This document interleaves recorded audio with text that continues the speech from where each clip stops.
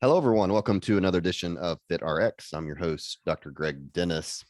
If you've listened to my podcast in the past year, you've heard me talk about maybe mostly a meat-based diet.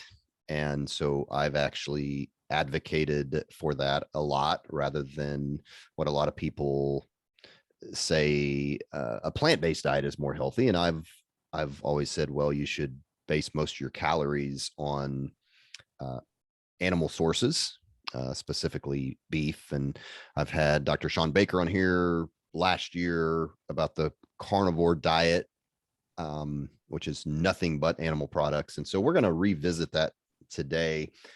And so if you think I'm crazy, and don't take my word for it, because I'm just a lowly family practice doctor, then how about hearing it from a neurosurgeon? And so today we are going to talk to Dr. Anthony Chaffee.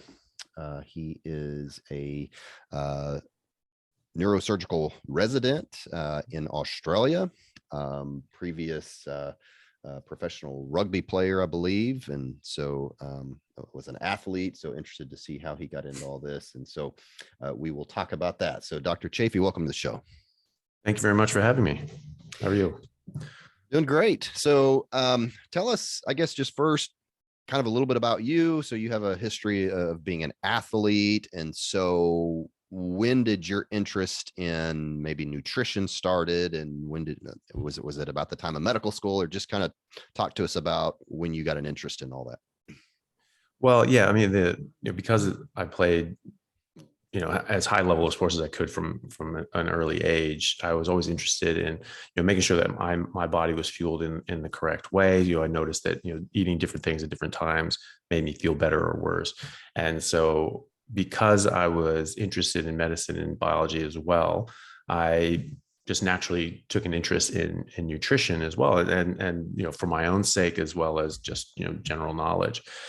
And I got, I was getting doing the normal nutrition courses, learning the normal traditional sort of things. When I was sort of a late teenager, the Atkins diet, became had a resurgence, and people were talking about, getting rid of carbohydrates and so forth for losing fat. But for me, it really kicked off when I was taking cancer biology in my undergraduate degree at the University of Washington in Seattle, when we were discussing cancer and so forth, but we were talking about plants and the things that we eat, and that plants' natural deterrent is to use poisons to deter animals from eating. They have different defenses as well, but that's a major defense. And so we were looking at this from a cancer perspective, and we learned day one that Brussels sprouts had 136 identified carcinogens in them, that white table mushrooms had over 100. They were given sheets with all the different sort of vegetables that you'd ever eaten, anything you'd find at a store, and they had a number next to them with a number of known or identified thus far carcinogens. Not a single one had under 60. We were very taken aback by this. We obviously, everything that we've always been told is vegetables are good for you. Vegetables are great for you. You have to eat your vegetables, even though they taste bitter and we don't like them, which I think, should be a hint for everybody, because if something has a bitter taste, that's your tongue and your brain telling you that there's something in there that you don't want, and you naturally spit it out. That's how nature works. It's natural. If it tastes bad, it probably has something that, isn't good for you. So we were taken aback by this. We thought that he must be joking, because everyone was just literally looking around wildly, looking for a TA or something like that, smirking in the corner, to give up the joke. But we didn't see any of that. And all of a sudden, I realized that he was serious. And I remember thinking in my head, but vegetables are still good for you though, right? And he just looked at us, and he just very calmly just looked at us and said, I don't eat salad. I don't eat vegetables. I don't let my kids eat vegetables. Plants are trying to kill you. I just said, okay, screw plants. And I went to the grocery store, and everything was a plant. Everything had plants in it. Grains and salads, obviously the produce aisle, but any packaged food had some sort of plant added to it, be it vegetables, grains, or what have you. And so I just started walking around, and I found, okay, well, eggs don't come from a plant. Like milk doesn't come from a plant. Meat doesn't come from a plant. So I ate eggs, meat, and milk for the next sort of 5 years. doing basically a pure carnivore diet with the inclusion of some dairy every now and then, without really realizing what I was doing. I was just not eating plants because I knew plants were trying to kill me. I was playing professional rugby at the time. I was in university and going to class in the mornings. Then I'd be training from 3 o'clock till about 10 o'clock every single day, and then have games, sometimes 2 or 3 games on the weekend, because I played for the university. I played for my men's team, and I would try to get extra games because I just wanted to play. And I couldn't run out of energy. I couldn't get tired. I didn't get sore anymore. That's something I notice now as well, is that, when I eat, I get some sort of plant material in, maybe a bit of rice, we'll mix it. I mean like a bit of rice, like half a piece every now and then, if I'm stuck to a couple pieces of meat, I'll be sore. Or 1 cup of coffee, I'll be sore from working out for 2 days after that. And so it's a natural deterrent. I feel bad when I eat these things. I don't want to eat these things. At the time, I didn't realize how significant what I was doing was. So when I was in England playing professionally, I sort of slipped off of it because some of the meat that I was getting was breaded, and I had just different access to food over there. And so I was thinking, I was like, well, is it that big a deal? Obviously, the breading is from a plant. I don't want that, but is it that big of a deal? Dose makes a poison and so forth. It made a big difference. I remember a few months in thinking to myself, well, why don't I feel as just superhuman as I normally do? Am I just not training as hard? Am I I was 25 at the time. I was like, is that it? Am I over the hump and I'm just gonna just start dying from here? And I didn't really figure it out, but I'd sort of slipped off of that, and I'd started incorporating plants again. And then there was just this big push, this big plant-based push after that. And everyone just, oh, you have to eat plants. You have to eat plants. The Gomes diet, came out with Dr. Furman, and he was, pushing it, saying, oh, you have to eat, mushrooms and so forth because they have anti-VEGF and that's good against cancer. And I was like, well, it may have something good in it that you want, but it's also got hundreds of things that you don't want. So I was thinking, well, that's kind of, cherry picking. And also, anti-VEGF is good for cancer. Great. I don't have cancer. Like, why would I need to take chemo? And, it has 100 agents that can cause cancer. So, what are we really doing here? And so I didn't really find those as great arguments, but there was just this push all the time that I just started slipping these things back in because I hadn't really thought about it. I hadn't thought about how significant what I was doing was, and I just sort of slipped off of it. And then I actually came across Dr. Baker's podcast on Joe Rogan several years ago, and I just sort of looked at that, and everything sort of slotted into place. And my brother said, like, well, there's this guy, he's a doctor, he was a rugby player, and he only eats meat, so you can get all your nutrition from meat. And obviously at first I thought, like, well, that doesn't sound right. But at the same time, I basically did that for 5 years. And every few months I thought to myself, like, do I need vitamins? Should I eat a banana or something? But, I thought that I was feeling great and my gums weren't bleeding. So I just decided to keep going with it. And within 5 minutes of watching him on that podcast, I realized that he was, he was really onto something, and that it probably was more right than he knew at the time, because I had seen a lot of different reasons. Obviously, I knew about, the plants containing harmful chemicals and harmful components. And also I knew about the research coming out of UCSF with Dr. Robert Lustig about showing that fructose was actually a causative factor in a lot of different diseases, and instead of cholesterol causing heart disease and diabetes and everything else it's blamed for, it was really fructose was looking like the culprit. And all the big studies after 2015 showing that we really had the idea of cholesterol backwards, and so all these things sort of slotted into place. And I really just started digging into the research at that point. So at that time was when I really started just digging into the research and the literature to find out exactly what we knew and what we could prove. Well, let me ask a couple of things about what you said. So you talked about the defense mechanism in plants. And so I think even most vegetarians who are educated will admit to that and agree that plants have some harmful chemicals in it. But they will say, well, something called xenohormesis, which is what doesn't kill you makes you stronger. And so that, your body will take those harmful chemicals, and that like resveratrol, different things that are supposedly healthy, and your body will become stronger for it. So I guess what's your argument for that with this concept that many people call xenohormesis? Yeah, I mean, maybe, I mean, it's certainly possible, but, I haven't seen any like hard evidence. I mean, you can assert that, well, maybe this does that, but what's the evidence for it? At a certain point, cyanide is going to kill you. It just is. And, and almond, and there's just 3,500 different plants that use cyanide, and almonds being one of them. And so, you get about, 1 to 2 is varying amounts of cyanide in an almond, but about 1 to 2 pounds of almonds is a lethal dose of cyanide in an adult. Okay. And so I don't see how that's really helping you if you get a lethal dose of cyanide. Nightshades are another thing that we've known for millennia. These are harmful.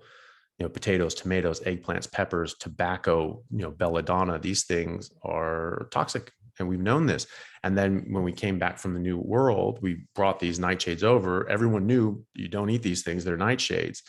And they were the table decorations. The plants were brought back as curiosities because they were interesting. A tomato plant is a pretty crazy looking plant if you think about it. And so they brought these things back as a novelty. And then they, started eating them in different ways, but they did it. They didn't just eat the whole plant. They waited till they were vine ripened. That makes a big difference. There's studies showing that green tomatoes have sort of folk wisdom that green tomatoes are poisonous and you have to wait till they ripen. And then people say, oh, well, that's just folklore, but it actually is based in reality. When the fruit is green, the seed is immature and it's not going to be able to make a plant. And so they want to protect that seed. They don't want you to eat it until it's ripe. And so it has a lot more poison. When it's vine ripened, it gets rid of, I think, most of those, a lot of those. But when you crate ripen them, if you pick them early and let them ripen in a box, they don't.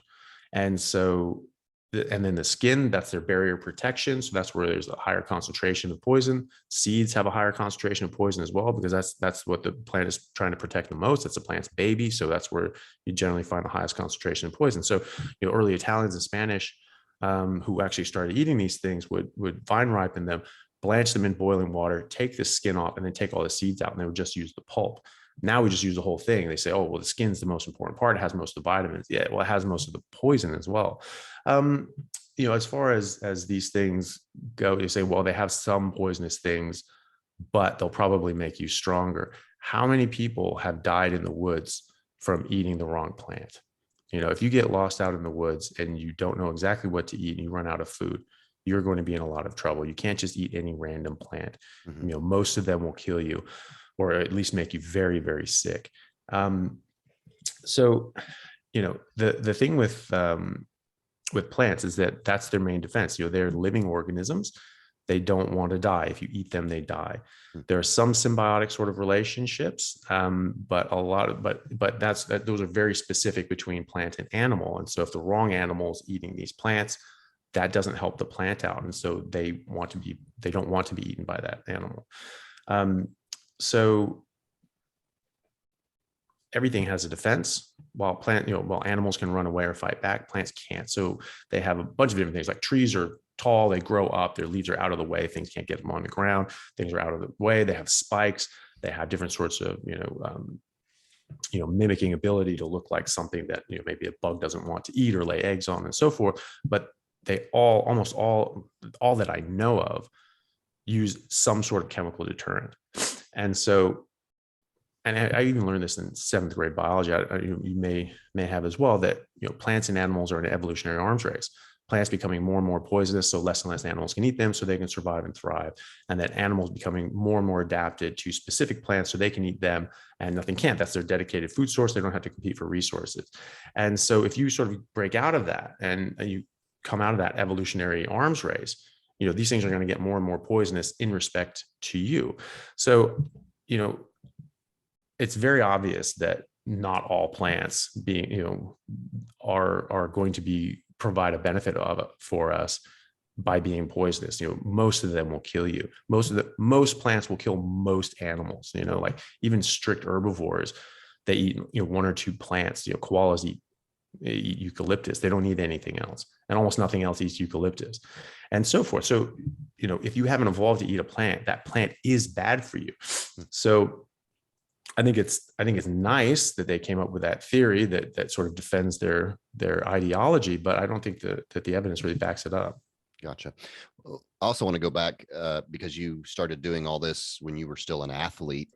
And even though I'm primarily meat-based, I'm not strict carnivore, and, I like to work out. And so people say, well, if you're going to eat carbohydrates, do it like right after workout, so your body can utilize that. You can get that glucose, into the muscles, the insulin, you get a quick insulin rise. So what's your thought on that? I mean, it doesn't sound like you felt like you needed that when you were younger and an athlete, but and what about now? I mean, do you I'm assuming you look like you still work out. I mean, do you feel like you need any carbohydrates like after a workout? No, I feel the exact opposite, actually. When I dropped carbohydrates, I felt like I had unlimited energy. And now that I know what I'm doing, and I know why what I'm doing is effective, I've gone back to working out. So far, I feel absolutely fantastic. I feel as good as I did when I was in my early 20s, playing professionally on this diet. I feel better than in my late 20s when I wasn't on this diet, still playing professionally. And, my body just works a lot better. And carbohydrates, I think that they're probably one of the first things that people should take out of their system. Sugar and carbohydrates are probably the worst, I think. When people are sort of talking about, what things to cut out, they don't want to go like full carnivore or whatever. I generally recommend, okay, well, just get rid of sugar and carbs first, and then maybe nightshades, and just sort of see where you're at. Maybe try to eat more meat if you can, but I think those are the big ones. I argue that the so-called fed state and fasting state in biochemistry that we describe, I think that's not accurate. I think that our so-called fasting state is actually our primary metabolic state. That's where all of our heavy machinery comes to bear. That's the primary metabolic state of animals in the wild. There's studies with wolves going back to 1981, looking at the thought was that you had to eat carbs to burn carbs. So, wolves don't carbo load before they chase caribou for 10 hours in the Arctic North. What do they have? Blood sugar? Do they have glycogen? And they found out that yes, they do, but it's rock solid. It doesn't change because their body is constantly replenishing it. And so, their liver glycogen may be a lot lower than what you'd see in carbo loaded athlete, but it stays rock solid. They're constantly regenerating that from their adipose tissue.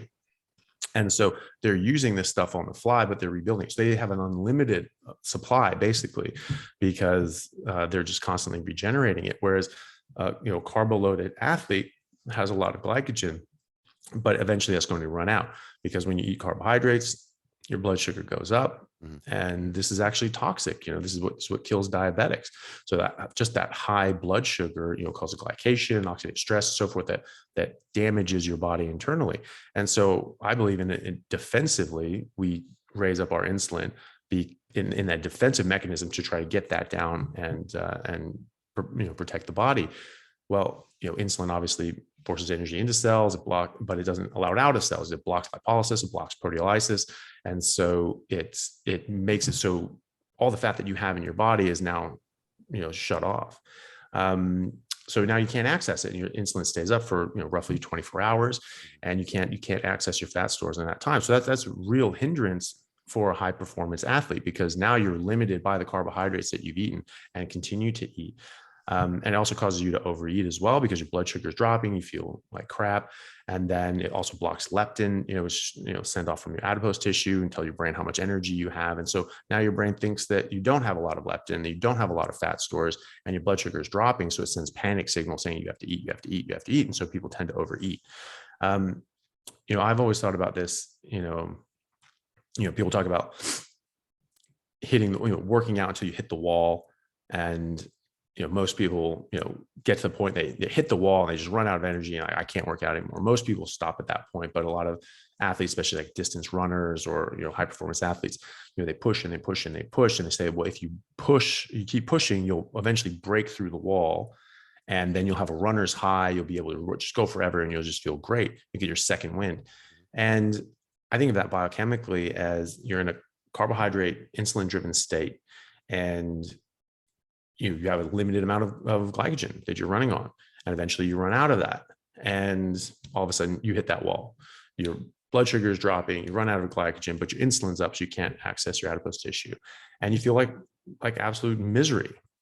But if you keep pushing, you can drive your metabolism back into its normal state, so-called fasting state. And all of a sudden you'll be able to start accessing your fat stores, and you'll be able to just run how you normally would. And that's your second win. You can go forever. Where, when I'm doing carnivore, or at least not eating carbohydrates, I'm always in that state. I'm in a perpetual second win. I'm in a perpetual runner's high. So when I exercise, I produce the energy that my body needs for that exercise. And when why we take stimulants is because they make you burn more energy. It makes us feel good when you burn more energy. And so I feel better when I work out because I'm going to produce more energy. I'm going to burn more energy, and I feel better when I do. And so it's this positive feedback. The harder I work, the better I feel. And so I want to work out more and more and more. And as a, rugby player, I just couldn't get tired. And I just pushed myself so hard, and I just felt better and better when I did. So, I try to tell, I've definitely heard people, especially like in the ketogenic realm, say that, oh, if you're a high performance athlete, yeah, you really do need to eat carbohydrates. I completely disagree with that. I think that you're much better off if you don't, because you're going to be able to access this energy much, much better. Yeah. And in my experience, that's probably if somebody is used to eating a lot of carbohydrates and they're an athlete and they switch over to keto or something like carnivore, I mean, it's going to take time for the body adapt to that, correct? Yeah, well, biochemically, just once the insulin is down, we're producing ketones and so forth, and we can mobilize this energy. And this is where like intermittent fasting comes in. You're just waiting out the clock on insulin, and a lot of people feel a lot better. They'll time their workouts, so it's sort of at the tail end of that sort of 16 to 24 hour clock, and they work out there, and then they have like a big meal afterwards. And generally people feel better while they're doing that, and they'll have one fasting day a week and so forth. And they generally do feel really well in that. I think that a lot of people are very used to being able to eat a bunch of carbs and take some stimulants or whatever, and they feel really good, and they can go into a workout. It is sort of backwards, because I feel good all the time. I have a lot of energy, but I don't take a bunch of supplements and things like that to make me have a lot of energy so that I can go work out. I go work out and I start getting more and more energy, and I start getting more and more into it. So I have to have that initial impulse myself to get myself in there and going in the first place. But then, once it gets started, I really do, just feel so much better, and it just perpetuates itself. But and I notice sometimes as well that like if I'll get like just a bit of carbohydrates or grains or things like that, like I said, it would just make me sore, and it'll just make me a bit more miserable, and I can't work out as hard. And eating grain or eating carbs after a workout, there might be some merit to that. Obviously, insulin is anabolic, and so you're storing energy into your cells and so forth. But I think it's I don't think it washes out as a benefit in the long run, because you have bodybuilders and so forth. They go through a bulking phase and then a cutting phase. So they're just eating as many calories as they can, but they're gaining a lot of unhealthy weight that they then have to cut later. And so they're not necessarily gaining more muscle than if they just did it the right way, just eating meat the whole time. Like when I'm able to work out, I mean, I look like I work out, but I literally haven't been in the gym in 2 months. But my body is maintained just by diet. And when I do work out, I get a lot of benefit from that. I wasn't able to work out for just nearly a year with all the COVID lockdowns and gym closures and so forth. And I was just really antsy at the end of that. And so I was just like, right, I'm going to get back in, and I'm going to go back to my old lifting schedule when I was playing, and at least 4 days a week, if not 5 or 6. And I put on solid, I don't know, 25 pounds in a month. just muscle. Like I had the exact same body fat percentage. And so I don't think there's any problem putting on muscle when you're eating a lot of meat. When you're eating carbohydrates, obviously this is putting energy into your cells. So it's putting energy into your muscle cells, certainly. It's also putting energy into your fat cells, and it's storing glycogen in your liver. It's also storing glycogen in your muscles. This is where we get marbled beef, is because we're feeding them grains and carbohydrates, and that's storing, that's forcing the deposition of intramuscular fat, apart from other things. So you're getting that as well. You may look bulkier, you may look like you're bigger, but a proportion of that is not lean muscle mass. It's intramuscular fat and so forth, which then you go into a cutting phase, it all just goes away. And so, are your muscles going to be working as efficiently? No, I don't think so. Is it going to be as beneficial? You have like just a big bulky muscle that doesn't actually work as well? I don't think so. And so I think that if you are just giving your body what it needs and what it wants to run optimally, I think you'll get much better results in the end. Whereas if you're bulking on a bunch of carbohydrates, you'll look like you're getting faster gains, but they're not real gains. It's fool's gold. Do you think you're in ketosis all the time, or do you ever check, or do you care? Yeah, no, I don't really care. I probably am. I haven't really checked, but I just think of things more in more of a broader scale. I know a lot of people get very, very focused on things like that, but I really do think that we, as an animal, we are carnivores. I just think I think the evidence is very strong to suggest that. And so, as long as I'm eating as a carnivore, as long as I'm eating in a species specific manner, I'm just going to let my body do its thing. A lot of people try to say, well, you need to drink alkalized water because our blood is, pH is slightly alkaline. It's like your blood is going to be alkaline in a very specific range. No matter what you do. And if you try to do things to get out of that, you're really going to screw yourself up. You don't need to micromanage things down to a level like that level, unless you have some sort of disease state and you need to sort of and you're in the hospital and you're trying to correct that. But on a normal day-to-day basis, you shouldn't have to do that. And if you're eating naturally, you really shouldn't have to do that if you're not sick. And so whatever my body is, whether it's in ketosis or whatever my ketone levels are, I'm sure it is. I'm sure I'm in a fasting metabolism, right. But I'm not too concerned about what my ketones are. I just let my body do its thing. So you don't necessarily think it's unhealthy if somebody is in ketosis all the time? Okay. No, not at all. No, okay. No. Like my argument is that is our natural state. That the so-called fasting state, ketogenic state, is our natural state. We call this a fasting state because by the time we were able to look at our biochemistry at a molecular level, everyone was eating carbohydrates. That was a staple diet. And so they said like, oh, wow, when you eat, it looks like this. And when you don't eat for 24 hours, it looks like that. It's like, yeah, well, when you eat anything except carbohydrates, it also looks like this. As I was saying with the wolf model, studies back in 1981, this is something that we see in the rest of the animal kingdom as well, is that that's the primary metabolism that they're in. They're not in a starvation state and shocking their system. I don't think it's a shock to your system. People do say this, but I think that's predicated on the idea that we had it right about what we called these biochemical states, which I don't think we did. I think that we need to rethink that. I think we need to look at that. I mean, just look at humans in the wild.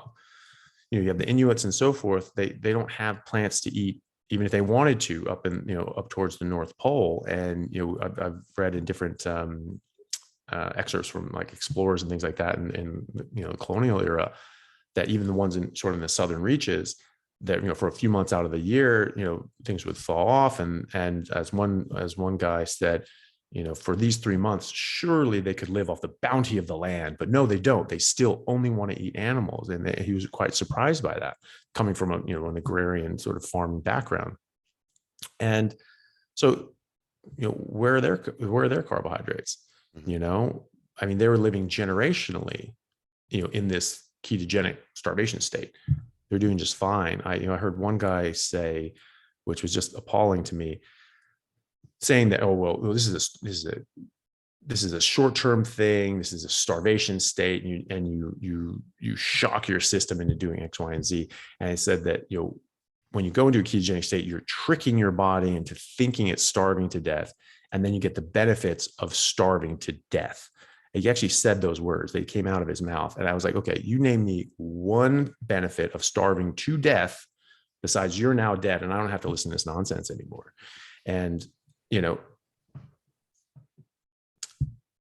so when you're saying that, like, you're tricking your body into starving to that, you're tricking your body into this, that, and the other, and giving these benefits. I'm sorry, but you're not going to trick millions of years of evolution.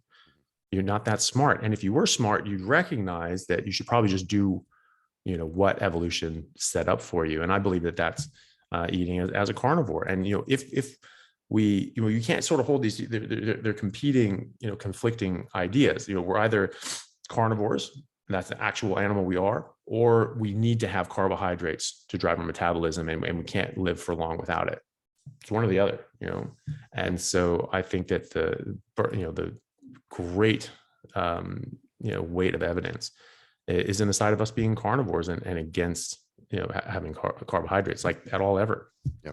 So I will say, as a family practice doctor, that now I don't have everybody on carnivore, but I have never seen anything that makes such radical changes in one's health as a carnivore diet. Now, again, I don't put everybody on carnivore. I talk to some people about it, especially those with autoimmune disease. But like I said, there are some people, specifically those with autoimmune disease, who I just had one here a couple of weeks ago, came in as a new patient. And he had psoriatic arthritis, and he went to see a rheumatologist, and of course they put him on, the immune modulators, and it helped some. And he had went to a paleo diet, helped some, and he just he felt like that he could do more. Finally went to a strict carnivore, eating as well as organ meats, and symptoms completely resolved for over a year. I mean, and had zero symptoms. And so I hear a lot of stories like that on carnivore. So from a clinician standpoint, it's kind of cool to hear some of those, testimonials from carnivore type diets. But so I do want to ask, and I mentioned or talked about this with Dr. Baker a little bit, but it's been a while ago. So if people are listening to this and they say, but wait a minute, we thought that red meat, causes colon cancer, and red meat causes heart disease, and eating all this protein, isn't that going to be hard on my kidneys? Comment on some of these myths that are out there. Yeah. Yeah, you're right. And these things have been, said for a long time. And that's obviously, part of the argument on why we should eat plant-based and so forth. But I think simply, you look at, you take things back to first principles. If we're carnivores, would that really make sense that our primary food source is just going to make us sick and die? Probably not. Grass isn't going to give cows heart disease unless there's something really, really wrong with the grass.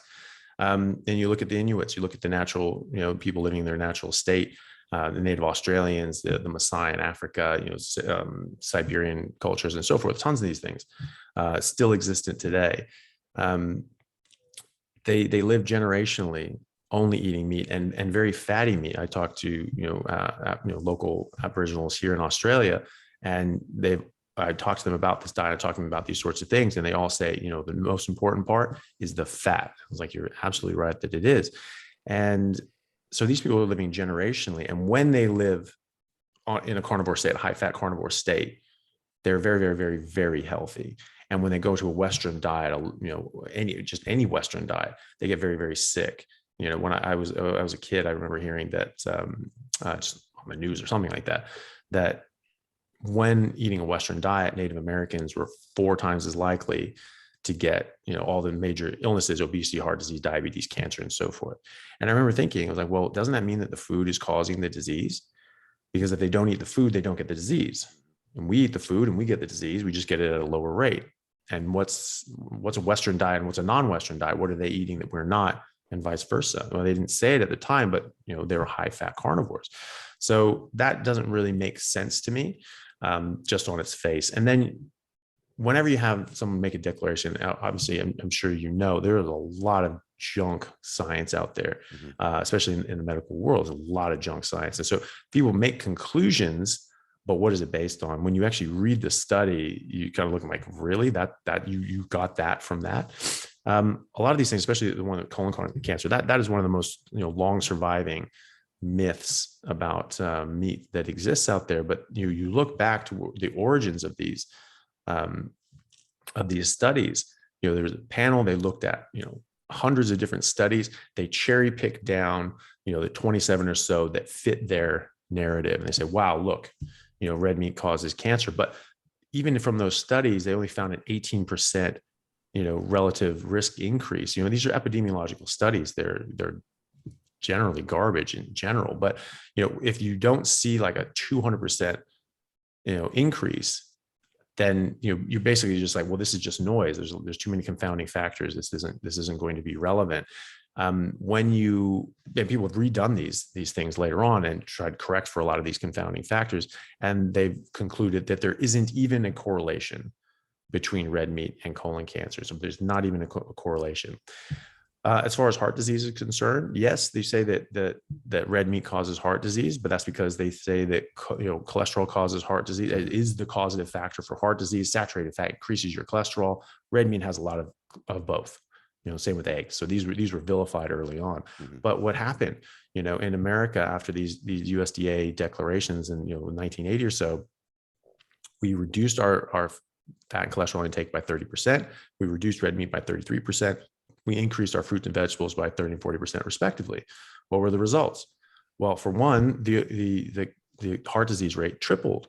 And so did the obesity rate and stroke rate and cancer rates, and diabetes and Alzheimer's, autoimmune disorders. All these things increased, exponentially. They almost didn't exist before then. Now they're the only things we treat. But, just specifically about heart disease, the heart disease rate tripled when we, as a population, reduced our cholesterol intake by 30%. So you can't say that A causes B if you reduce A and B increases. Okay, if anything, you could say that it's protective, and in fact, that's what we're finding now. So all the big studies post 2015 have all completely reversed this idea of cholesterol causing heart disease. In fact, they're finding in large studies with hundreds of thousands of people, large meta-analysis. So there was one by the BMJ last year, a meta-analysis finding that they found no association, not even an association, between higher cholesterol and heart disease. In fact, they found an inverse relationship between cholesterol and stroke in that particular study. So then you look back, okay, why did we think that cholesterol caused heart disease? Well, there were a number of very poor epidemiological studies that suggested a correlation. There's no causative studies, none. There's no high-level evidence to even suggest that cholesterol causes heart disease. And in fact, now we know, again, since 2015, that a lot of these things were done in a fraudulent manner. There was the 7 Nations study that Ansel Keys put out. And this showed a parabolic curve of the more cholesterol in a population, the higher the heart disease rate, and it increased dramatically. That's fine, but that's still correlative. That's not causative. That just shows, okay, there's a relationship here. Maybe we'll see how it's connected. Then that's a good grant proposal to then go on and actually do some real research. But they stopped there. They just said, yep, that's it. The problem with that is that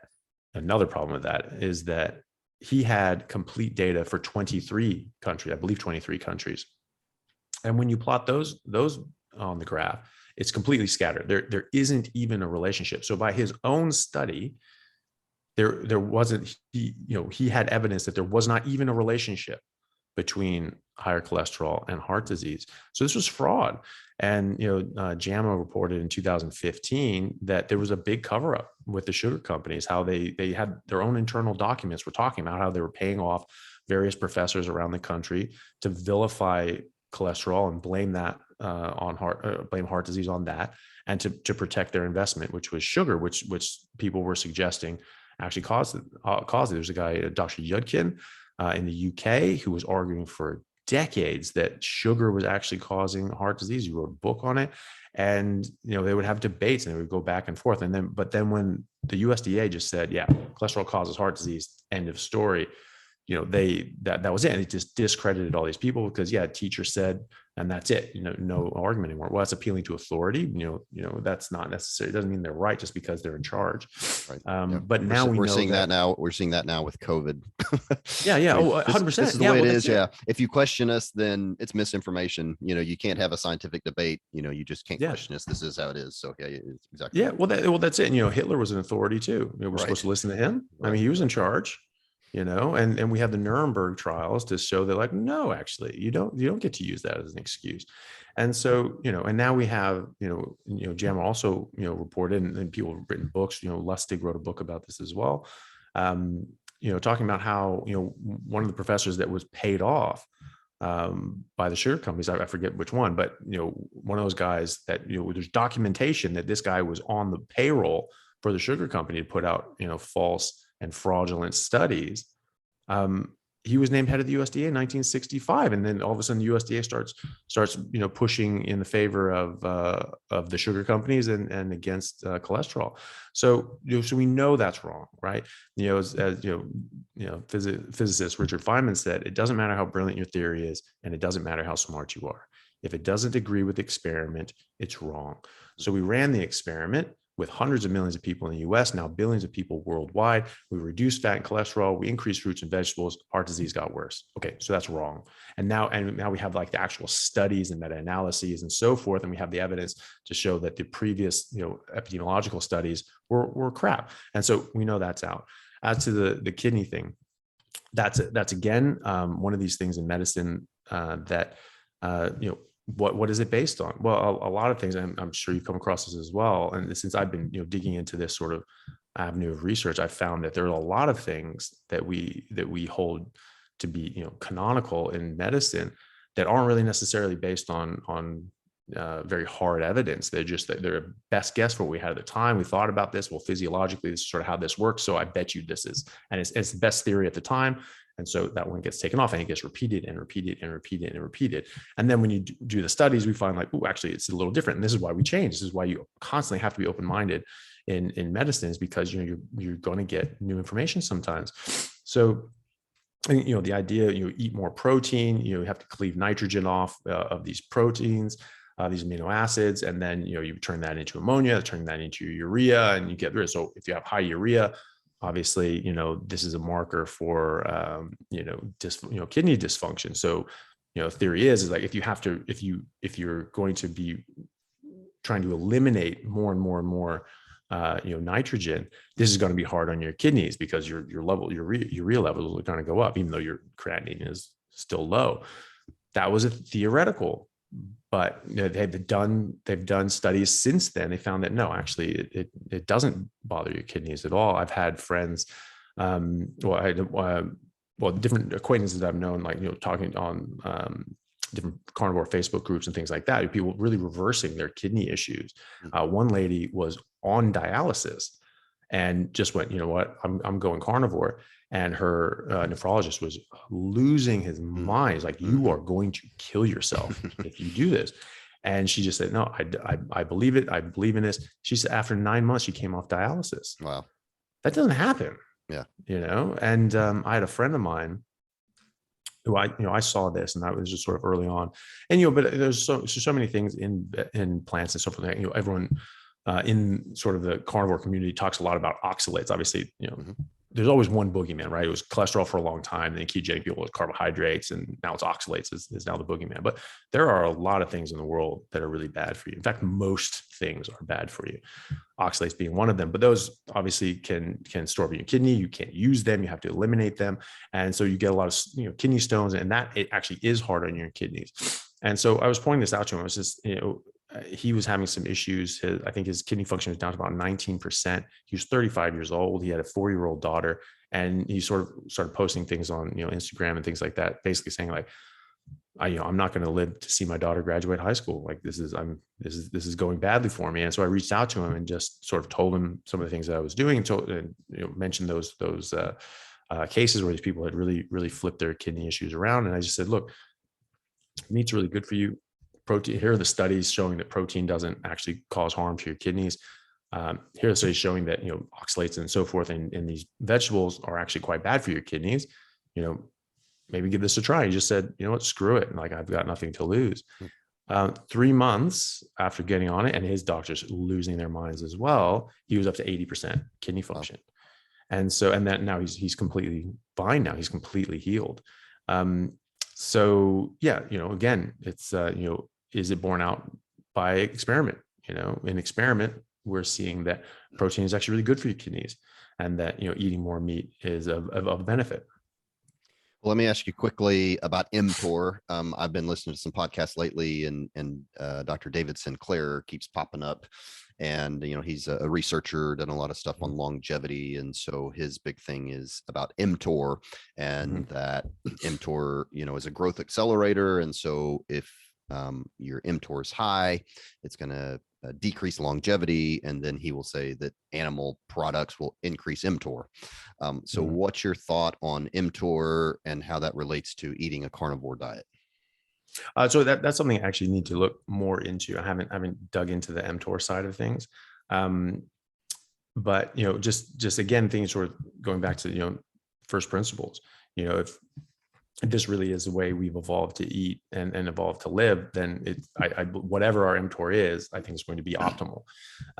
You look at early populations and so forth, and they talk about how there's people, maybe 110, 120, or even older. I think the oldest Native American on record was 137, lived from like the late 1700s to like the early 1900s.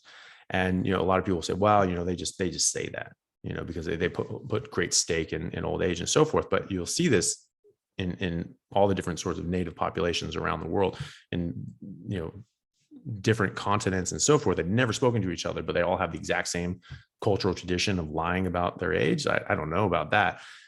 And also, we've known as geneticists for the last sort of 10, 20 years or so that, genetically we're designed to live about 120 years. Meaning that if you just stay out of your own way and don't do anything special, you should live 120 years. And so this is what they're saying they're living to be 110, 120, 125, 137. That actually does line up with what we know genetically. And if you just don't poison yourself, don't smoke, don't drink, don't eat, salad, you're actually going to reach that level. Herodotus, the first Greek historian, chronicled an interaction between the Persian emissary down to Ethiopia, Kingdom of Ethiopia, and the Ethiopian king asked the Persian emissaries that, okay, what does your emperor eat, and what do your people eat? How long do your people normally live? And he said, and the Persian described making bread and growing wheat, and they said that our people would live around 70 years. And the Ethiopian king sort of laughed and said, like, well, no wonder you live such short lives if you just eat dirt. And we only eat our cattle, we eat boiled meat, and we only drink the milk of our cattle, and our people would live to be 120 years, sometimes more than that. That's bang on what we know as geneticists to be our natural life expectancy if you don't screw up. And so I think that people dying in their 60s and 70s is very abnormal. I think that's literally middle age. And so we're doing a lot of harm to our body building up over the decades if you're going to be dying in your 70s. So I do need to look into mTOR more. That's something that does interest me. But I think just on a macro level, on a carnivore diet, whatever your mTOR is, it's going to be optimal. Yeah. So tell us about your daily regimen. Now, there's probably nothing normal about your day as a neurosurgeon, but if you're going to have a normal day, I mean, tell us. I guess I'm interested in what your diet is going to look like. Like specifically, what do you eat for breakfast, lunch, dinner, and then if you work out, I mean, when would you do that? What would you eat after the workout? Just kind of tell us a normal food day for you. Yeah. So when I almost everything that I eat is beef, steak. So 99% of of what I eat is beef, and most of that would be like, fattier cuts, like ribeye or something like that, or brisket, whatever. It's just something that has a good fat content, because I try to get about 70 to 80% of my caloric intake from fat, and that's sort of what you see in the nature as well, is that they get about that proportion if they can from fat.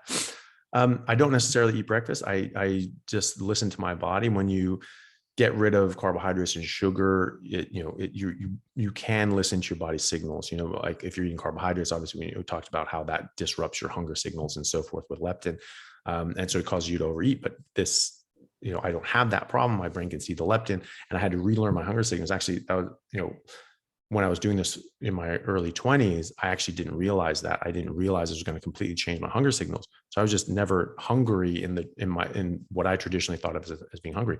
I would go days without eating. And, I was very, very busy. And so I didn't always have time to eat, but I just wasn't hungry. I didn't feel hungry as I normally did. And then all of a sudden I get home and be like, oh, okay, I've got some time. I could probably cook today because I didn't eat yesterday.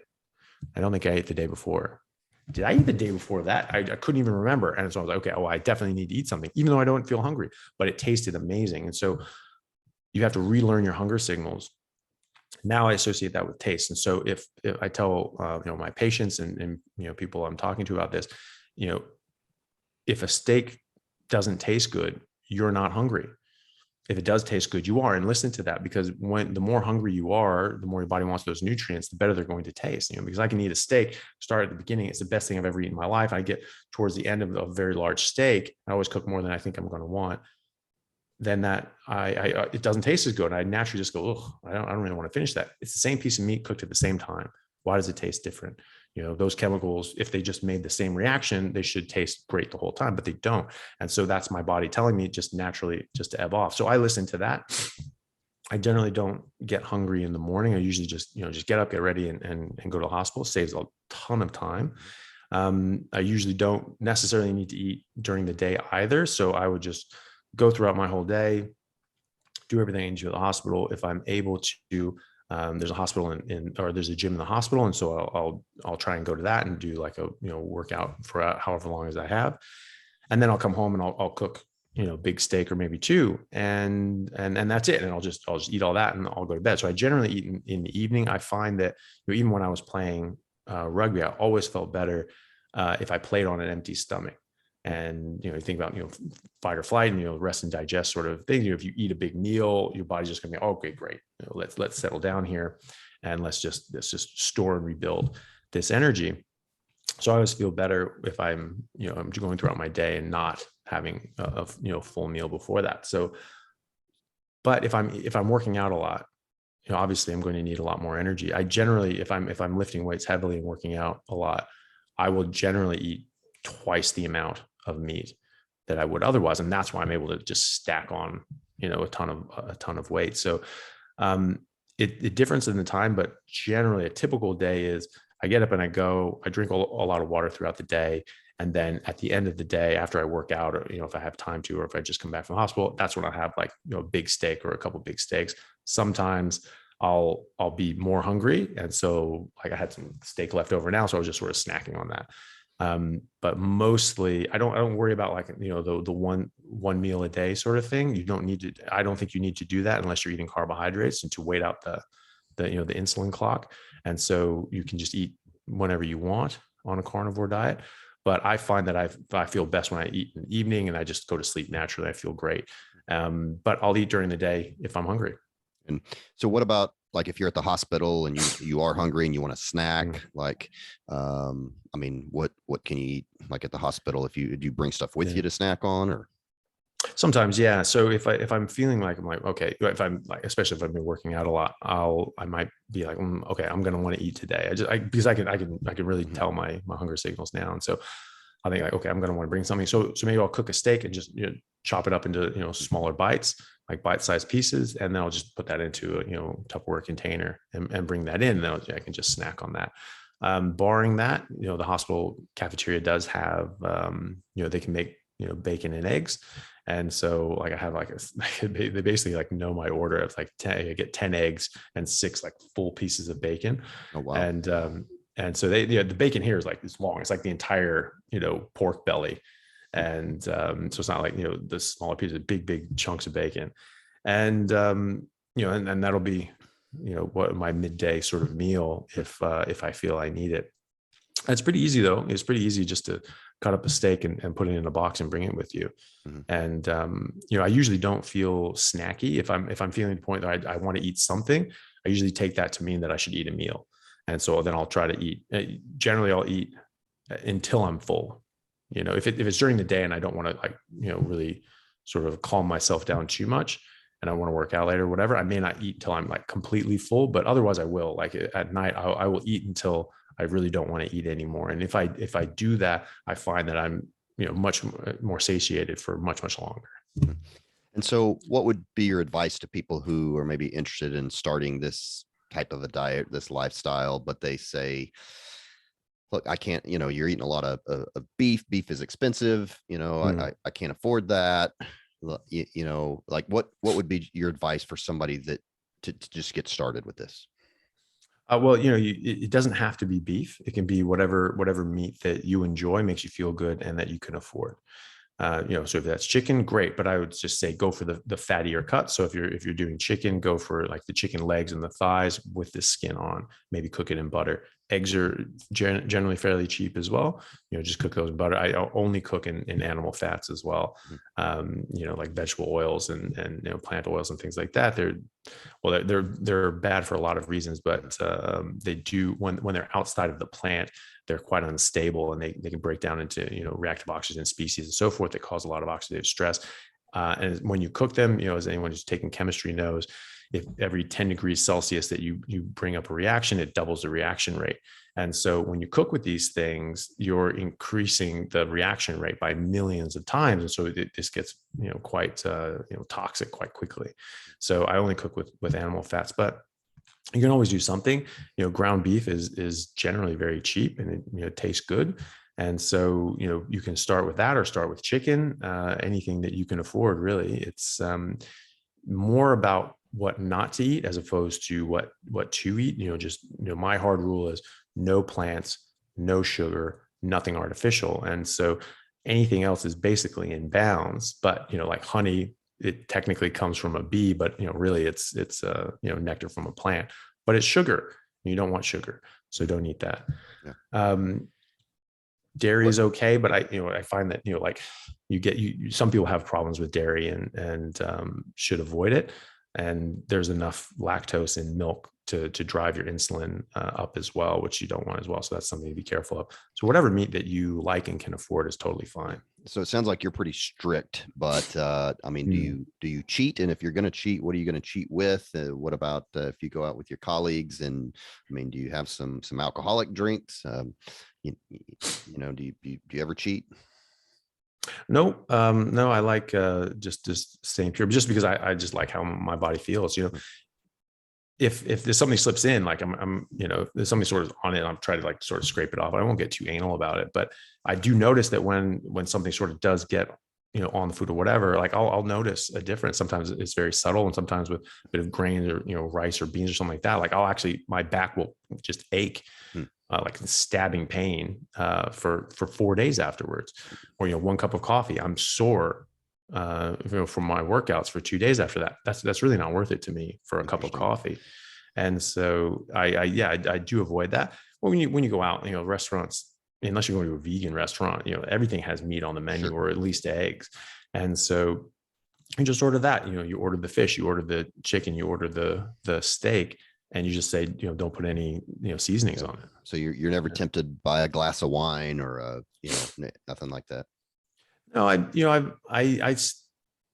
enjoy drinking. I don't know many people who don't enjoy drinking, but I was sort of had a bit of an advantage on that anyway, because I never drank during the rugby season, and just for pure health reasons, I just felt so much better. And so, when you're playing, an 11-month season, because I played 15s, I played 7s in the summer. So there's really only a couple weeks, between each season that I wasn't technically playing, and my rule didn't apply where I wouldn't drink. So, I just got used to just not drinking. I drink maybe once a year or once every 2 years. And then when I did, I would be like, ugh, why did I even do that? I had fun while I was doing it, but like any drug, you don't feel great afterwards. Hmm. And so, I just had a natural, aversion to it.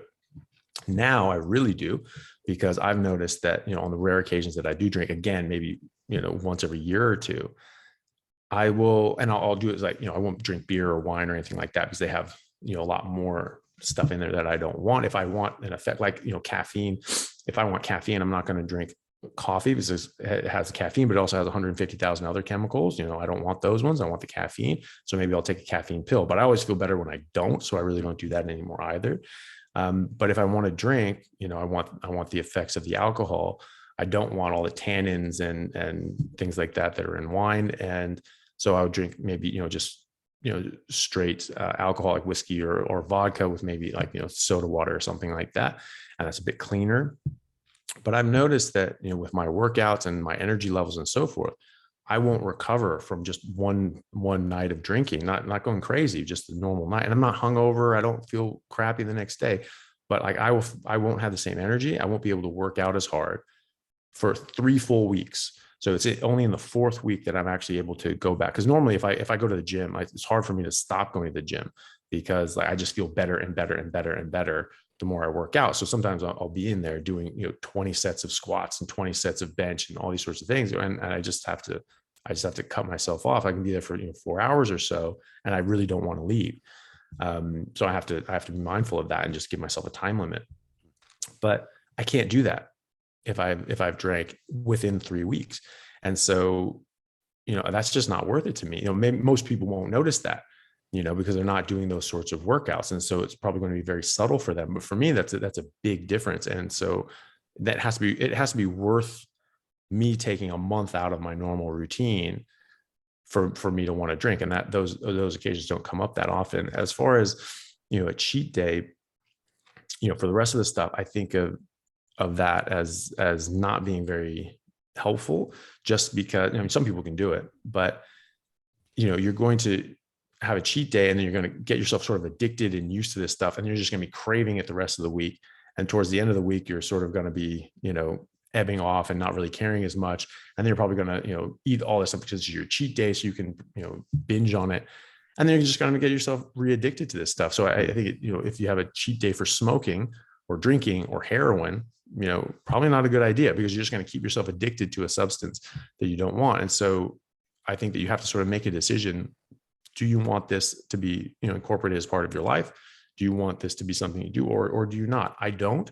And so I think that a cheat day would be counterproductive, because there are going to be few people that can actually stick to that cheat day sort of paradigm and not end up, going back to normal diet. So you've been doing, sounds like, strict carnivore for how long now? So now, just most recently, I've been doing this since sort of like 2017, 2018, 100% pure. Okay. And then very meat centric my whole life. And especially since, the whole plants are going to kill you thing. Yeah. That at that point, I was on it for 5 years straight. And so you've been doing it a long time. I'm curious, being in the hospital and stuff, I'm sure you occasionally check your labs.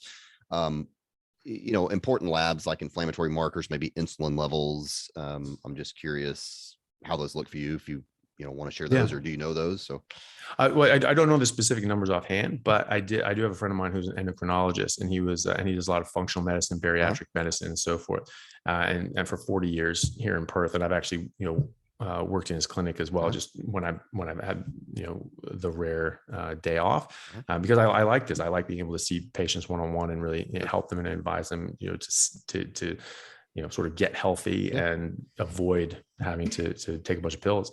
So he was interested in this. I was talking to him about carnivore diet and so forth, and he thought it was really interesting. And so he said, well, you look really healthy, but let's check under the hood. Do you mind if we do some tests? I was like, yeah, go ahead. And I figured they would be fine, because I was confident that I was living, biologically, normal life. And so that all my blood should be normal. So he tested everything. He tested all my hormones, my, vitamin level, mineral level, all sorts of different things. And he calls me up one day and he says, "Hey, I got your labs back, and we should talk about this carnivore diet over a steak sometime, because we got your labs back, and they're really good. So let's talk about them." And he said that, and we went through all of them for like an hour. It was quite a lot. And he said that, for your age, for my age, that if we took 100,000 people off the street, my same age, that my bloods would be number one without a shadow of a doubt. Wow. And that he hadn't really seen that before. Based on that, he started really looking into this a lot more himself. Now he's incorporated that into his practice. Like you, he doesn't necessarily try to push this on everybody, but he recommends it to a lot of the people that are having, struggling and so forth, especially understands the benefit of it. Yeah, exactly. But he really advocates for it now. And any patient that he can get, especially the ones trying to lose weight and reverse autoimmune disorders, he tries to get them on a carnivore diet as well, just based on all these sorts of things. And so he's seeing in those labs. I'm actually going to be interviewing him on my podcast here in the next couple of weeks to talk about all these sorts of things. But seeing these people and seeing their labs, they're improving dramatically. For men, their testosterone is going up. Their growth hormone is going up. This is for aging people, because he does that sort of thing as well. Right. Those are improving dramatically. All their vitamin levels are getting normalizing. They are ones with like Hashimoto's and various autoimmune disorders. Their numbers are correcting as well, and they're improving dramatically. Yeah. Well, that's fantastic. Well, let me ask you, I know you got to go here and got to go to the hospital, but so a lot of these carnivores, especially strict carnivores, will talk about the importance of eating liver and heart and all these organ meats. Mm-hmm. How essential is that? Do you incorporate that a lot in your kind of daily routines? I think I could count the number of times I've eaten liver in the last 20 years on one hand. Okay. So yeah. So you don't feel like it's a have to. I don't think so. Yeah. It's perfectly fine if you want to do it. But you look at like polar explorers and so forth, and one person that comes up in the carnivore sort of community is last name is Stefansson. He was an professor of ethnology at Harvard, and he was a polar explorer, and he discovered a whole bunch of stuff towards the North Pole, lived with the Inuits and learned from them and lived like them, and just ate meat and fish and things like that, and felt absolutely fantastic. And he wrote a book called The Fat of the Land, talking about this. And he was talking about his experience, and even back in 30s, 40s, and 50s, people were asking him, okay, well, what about organ meat? You have to have organ meat to get your nutrients. And he was saying, no, you don't need to do that. That they while living up there for a year or more at a time, they didn't eat organ meat, and the Inuits didn't eat organ meat. They would feed the organs to their dog. They would just eat the skeletal muscle and fat. And so he's saying you don't need to do that. You can. There's nothing wrong with that. But I think that you have to think about it in its sort of natural availability. We have access to liver on a daily basis. We can go to a grocery store. We can just live on liver every day. But look at it in proportion to a cow. How many hundreds of pounds of skeletal muscle and fat do we have to 1 pound of liver? So if you're out in the wild hunting, and you're getting a big animal, you're going to be eating that animal for weeks or months, and the liver is going to be a very small portion of that. And so, yes, it has a lot. It's very nutrient dense, but that can be a double-edged sword, because it is nutrient dense. It can give you, hypervitaminosis. So you can get problems from that. The classic is like, the polar bear liver has so much vitamin A that it will kill you. It'll just kill you. We see that sometimes people that are, you have to eat liver. People are eating a lot of liver, and they're getting problems from that. They can get too much vitamin A and so forth. This hypervitaminosis A can drop your TSH, can drop your thyroid levels. And there's a lot of people in the carnivore community that are saying, oh, actually you can't do this long term because you're gonna box your thyroid. Well, I've been seeing this in clinic, and I've seen this in myself and my family members and friends. We have no thyroid issues, and my patients don't have thyroid issues. In fact, they're reversing their thyroid issues. But I'm not pushing organs on them. I'm not pushing liver on them. And so, that could be an issue. And some people are just, deficient in iodine. It's very simple. But some people are saying, oh, well, you have to reincorporate carbohydrates and fructose, or else your thyroid isn't going to go work properly. But there's no biochemical process that requires fructose in your body. There's none. It's not essential. And so and it's certainly not for your thyroid. So it's it's not something that you have to do. I don't think. I think that it's fine if you want to do it, but I would do it in proportion. I certainly wouldn't eat that as a majority of my calories, to say the least. Gotcha. Okay. So as we wrap up here, I'm curious. So you're rare in that you're a physician who understands the importance of nutrition, because it seems like we're a minority of people out there. But of the ones that are practicing this stuff, like myself and others, we do a lot of functional medicine. I do some anti-aging medicine, that kind of stuff. But you're a neurosurgeon, and so that's a little bit different. And so, with your career looking forward, what do you see yourself doing as far as being able to incorporate, kind of some nutritional medicine within your practice? Because that's a little harder to do as a neurosurgeon. Yeah. How do you see all that kind of fitting together? Yeah, well, I really like the anti-aging and functional medicine side of things too. So I'm actually hoping to kind of do both going forward, and sort of having sort of two hats. Gotcha. But in just the neurosurgical side of thing, it's still, I think it's still applicable, just because this helps our body work optimally. And obviously, with a lot of things that we deal with in neurosurgery, horses out of the barn, and so you're just dealing with spinal cord compression and degenerative spine and brain cancers and things like that, where it's the problem is here, and you haven't talked to him 20 years ago to maybe help prevent that, and so you have to deal with that. So a lot of that is important to you just have to go in and do it. But you have these people with radiculopathies and so forth, that have a lot of inflammation and pain.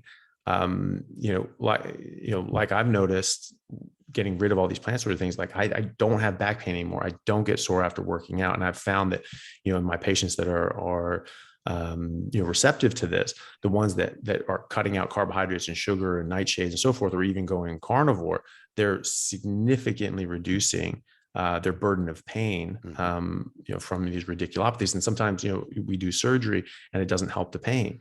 And that's unfortunate, or they have some pain remaining, and we're looking at scans. They're like, well, we don't have anything else to decompress, and so that you have to just go to a chronic pain specialist. And I think those ones in particular benefit tremendously from going on a diet such as a carnivore diet, or even a ketogenic diet, because they're going to reduce their inflammation quite significantly, and they aren't going to have as much pain.